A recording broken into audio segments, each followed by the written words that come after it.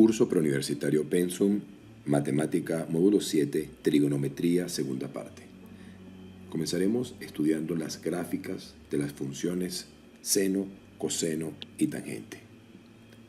La función seno podemos apreciar que tiene un dominio igual a todos los reales, puesto que en la gráfica se ve que es continua y que una vez que culmina un ciclo comienza otro, de manera tal que se va a proyectar indefinidamente en el eje X a la izquierda y a la derecha.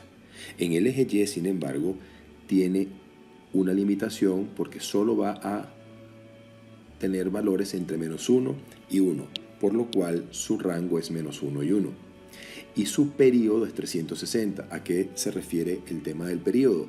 Si analizamos la forma o la conducta de la función seno desde 0 hasta 360, nos damos cuenta que esa figura luego se va a repetir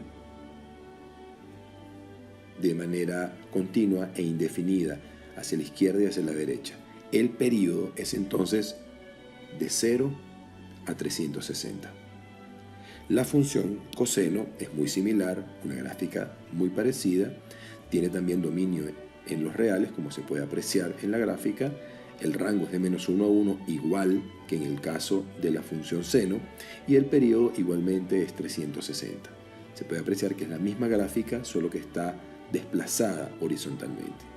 Ahora, la función tangente va a tener un comportamiento distinto, puesto que, si recordamos que tangente de un ángulo es seno sobre coseno, tenemos claro que el coseno tiene que ser diferente de 0, puesto que no se puede dividir entre 0. Entonces, no va a existir función tangente cuando el coseno sea 0. Y cuando el coseno es 0, lo vemos en la gráfica de arriba, el coseno es 0 en 90 grados y en 270 en la primera vuelta. Entonces, vamos a ver que en 90 grados, que está acá, y en 270, tenemos que hay un hueco. Trazamos la vertical y no corta la gráfica. La gráfica es esta línea verde que señalamos acá, que tiene esta estructura, esta forma, pero que no tiene imágenes en los múltiplos impares de 90 grados. Por eso el dominio va a ser todos los reales menos los múltiplos impares de 90 grados. El rango, a diferencia de las funciones anteriores que eran de -1 a 1, va a ser de menos infinito a más infinito, ya que se ve que esta gráfica verde va a seguir subiendo indefinidamente y por abajo va a también bajar indefinidamente. Recordemos que nunca va a tocar las rectas punteadas verticales, puesto que esas rectas punteadas verticales son lo que se llaman las asíntotas de la función, es decir, segmentos, líneas rectas a las que tiende la gráfica, pero que nunca las van a tocar. El siguiente punto va a ser ángulos notables en todos los cuadrantes.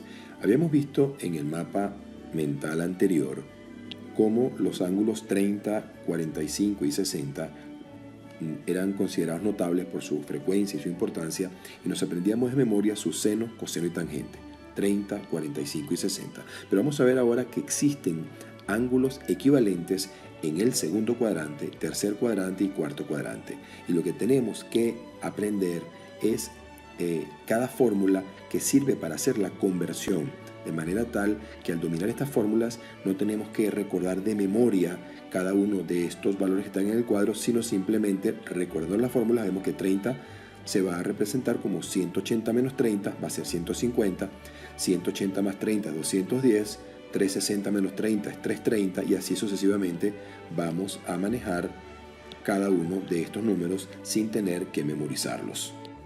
E incluso estas fórmulas de transformación o de transporte del primer cuadrante al segundo, tercero y cuarto se podrían entender viendo el gráfico que está a la derecha, donde tenemos un ángulo alfa en el primer cuadrante y vemos que su equivalente en el segundo sería este, que es 180 menos alfa, que su equivalente en el tercer cuadrante sería este, que es 180 más alfa, y que finalmente su equivalente en el cuarto cuadrante sería este ángulo, que es 360 menos alfa. El hecho de que sean equivalentes se ve claramente representado en el hecho de que todos tienen el mismo seno o el mismo seno pero cambiado de signo y el mismo coseno o el mismo coseno pero cambiado de signo. Siguiente punto, identidades trigonométricas básicas. Las tres identidades trigonométricas básicas o fundamentales van a ser: la primera, seno cuadrado de un ángulo más coseno cuadrado del mismo ángulo es igual a 1. Luego, dividiendo esa primera identidad entre coseno cuadrado, todos los términos nos va a dar esta segunda identidad. Y por último, dividiendo la primera identidad entre seno cuadrado, nos va a dar esta tercera. Si queremos entender de dónde viene la identidad fundamental, basta dibujar un triángulo rectángulo como el que estamos viendo abajo a la izquierda con hipotenusa 1. Según la definición, seno es cateto opuesto entre hipotenusa. Pero como la hipotenusa es 1, entonces el cateto opuesto va a ser el seno del ángulo. De igual manera, el cateto adyacente, por su definición, va a ser el coseno del ángulo. Y al aplicar el teorema de Pitágoras, nos va a quedar que la suma de los cuadrados de los catetos es igual a la hipotenusa al cuadrado, que es 1. Veamos ahora algunos teoremas generales para los triángulos. Primero vamos a ver el llamado teorema del seno. Dado un triángulo que tiene tres lados A, B y C y tres ángulos, alfa, beta y gamma, se va a cumplir siempre el teorema del seno, que dice que si dividimos un lado cualquiera, A, entre el seno de su ángulo opuesto, y como podemos apreciar aquí en el triángulo, el ángulo opuesto es alfa, entonces nos va a quedar A entre seno de alfa, esa división, ese cociente va a ser constante para los tres lados. En otras palabras, va a ser igual al lado B dividido entre el seno de su ángulo opuesto, que es beta, e igual al lado C dividido en el lado C dividido entre el seno de su ángulo opuesto, que sería gamma. Y ese es el teorema del seno.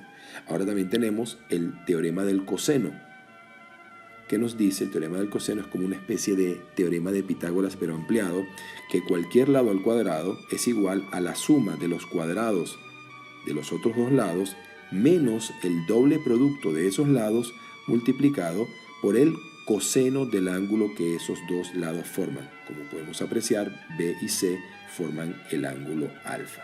Y eso se va a repetir para los tres lados. Ahora estamos manejando tres teoremas fundamentales en triángulos hasta ahora, que es el teorema de Pitágoras y los teoremas del seno y coseno. Pero ¿cuándo usar cada uno? La respuesta va a depender del tipo de triángulo y de los datos que vamos a tener en dicho triángulo. Si tenemos un triángulo rectángulo, vamos a usar el teorema de Pitágoras, que ya lo conocemos, que dice que suma de los cuadrados de los catetos es igual a hipotenusa al cuadrado para triángulos rectángulos. Ahora, ¿cuándo se va a usar ese teorema? Cuando tengamos conocidos dos lados y el tercer lado sea un cateto o la hipotenusa por el teorema. Pero si los datos que tenemos son un lado y un ángulo, el resolver los demás lados va a hacerse aplicando trigonometría con las definiciones de seno, coseno y tangente. Ahora, si el triángulo no es rectángulo, es decir, que es un triángulo oblicuángulo, que podría ser acutángulo si los tres ángulos son agudos, u obtusángulo si tiene dos ángulos agudos y un ángulo obtuso, o, en otras palabras, mayor que 90 grados. Dependiendo de los datos que tengamos, vamos a utilizar una herramienta diferente. Si tenemos como datos dos lados y un ángulo, la herramienta va a ser el teorema del coseno. La herramienta teorema del coseno. Y si tenemos dos ángulos y un lado, la herramienta va a ser el teorema del seno que vimos anteriormente. Ahora, volviendo a los triángulos rectángulos, vamos a ver unos triángulos notables, frecuentes, que conviene aprender de memoria su resolución para ahorrar tiempo. Sabemos que todo triángulo rectángulo, en él se va a cumplir el teorema de Pitágoras. Pero los tres números correspondientes a cateto B e hipotenusa pueden ser de infinitas combinaciones, pero existen algunas familias que son muy frecuentes y conviene memorizarlas. La primera familia es la familia 3, 4, 5. ¿Qué queremos decir con la familia 3, 4, 5? ¿Y qué tipo de aspecto práctico tiene el memorizar acá? Si a mí me dicen, por ejemplo, que un cateto vale 3 y el otro cateto vale 4, no hace falta efectuar el teorema de Pitágoras para hallar la hipotenusa, sino que de memoria ya sabemos que la hipotenusa va a valer 5. Pero como son familias y no valores únicos, si un cateto es 3 por 4, 12, y el otro es 4 por 4, 16, ya sabremos que la hipotenusa va a ser 5 por 4, 20. Y así podríamos cambiar los valores de x y siempre se va a cumplir y nos va a ahorrar mucho tiempo de cálculo. Otra familia importante de conocer es la familia 5, 12, 13. Vamos a aprendernos estas dos familias que son triángulos notables según sus lados, haciendo un análisis similar a lo que dijimos anteriormente. Para el triángulo anterior, si un triángulo tiene un lado 5, por ejemplo, y la hipotenusa vale 13, ya no hay que hacer Pitágoras, sabemos que el otro cateto va a valer 12.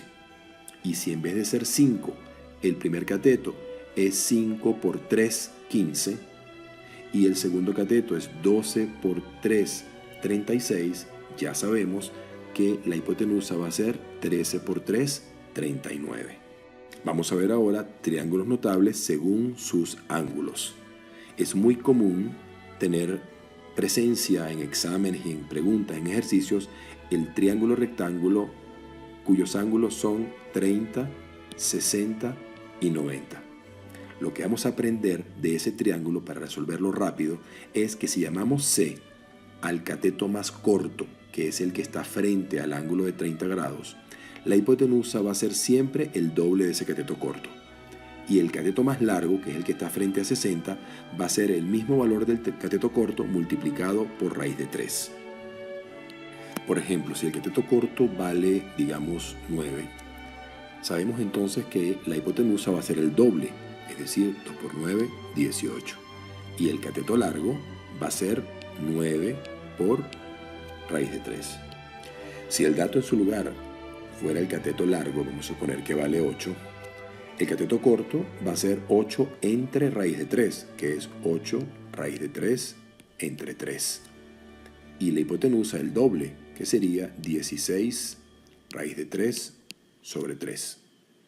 Otro triángulo notable rectángulo es el isorrectángulo, es decir, un triángulo que tiene dos catetos de igual valor y ángulos agudos de 45 acompañando al ángulo de 90. Lo que vamos a aprender es que la hipotenusa es raíz de 2 veces el lado. Pongamos ejemplos. Si el lado o el cateto vale, por ejemplo, 5, el otro también vale 5. Y la hipotenusa va a ser, sin tener que hacer Pitágoras, 5 raíz de 2. Y si el dato es la hipotenusa, vamos a suponer que vale 1. Los catetos L van a ser 1 entre raíz de 2, que es lo mismo que raíz de 2 sobre 2 para ambos catetos. El siguiente triángulo notable que vamos a estudiar para conocer bien no es rectángulo. Este es el único que no lo es de estos triángulos notables y se trata del triángulo equilátero. Hablamos de un triángulo que tiene 3 lados iguales, L, L, L, y 3 ángulos iguales que tienen que valer, ya lo habíamos comentado anteriormente, 60 grados. En este triángulo no hay nada que calcular en términos de lados porque ya sabemos, sabiendo un lado sabemos todo, pero sí conviene aprender de memoria las fórmulas para el área del triángulo equilátero y la altura. Aprendan de memoria. Área es raíz de 3/4 de L cuadrado y la altura del triángulo es raíz de 3 medios por L. Para terminar, vamos a ver unas fórmulas para seno, coseno y tangente de suma y resta de ángulos, ángulo doble y ángulo mitad.